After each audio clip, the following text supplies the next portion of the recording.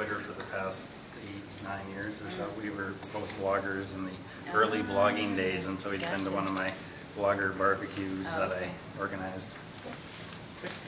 Okay, so John, can you just summarize what you asked council tonight from the 6 to the 12 buses? Sure. The 6 buses that they're buying is just a maintenance of the fleet. It's not an increase in the fleet. And I think that we need to increase the service of transit in the city. That's what most people are calling for who use the bus. Councillor Fraser gave an example of multiple people being stranded for maybe half an hour waiting for the next bus just because the bus was too full when they were trying to get on it. And this investment in transit tonight, it's not so much an investment as just spending what is required to not move backwards. And so they could make a real investment and buy 6 additional buses on top of the ones they purchased tonight. And that would provide enough buses for an express fleet to add service on Broad Street and on Dewdney, and additional buses on Victoria Avenue and maybe other streets. Switching gears a bit to the fare increase, the administration basically said that service wouldn't change, but the fare increase would just maintain current service. What do you make of that? I don't think a fare increase is the right route to take. Tonight I also made an example of how transit can be improved by a modest or very non-noticeable tax increase. For the last 2 times I've been at budget meetings, I've pitched a 0.1% increase, and council's not bothered to do that. Yet they've made 10 times the amount of tax increase to the roads on people's tax bills.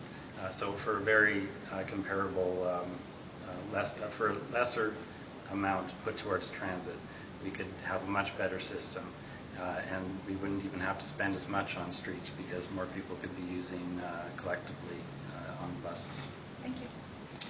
Just a quick question. How will you address Councillor Wayne raised criticism that laddering the investments, of course, they're not buying more buses at once, just because later down the road they do cost something to replace them again, and then you have to replace them and possibly break the cost. Well, that's what they're doing tonight, in fact, is buying replacement buses for what they've already purchased. And what we found is that ridership's still increasing. Councillor Fraser said it's up 9% over last year. Last year was up 13%. So overall, it's shooting upward.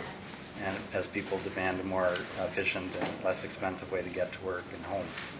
And we're going to have to make this sort of investment regardless of the politics around it all, because it's how people are going to have to travel in a more expensive gasoline environment.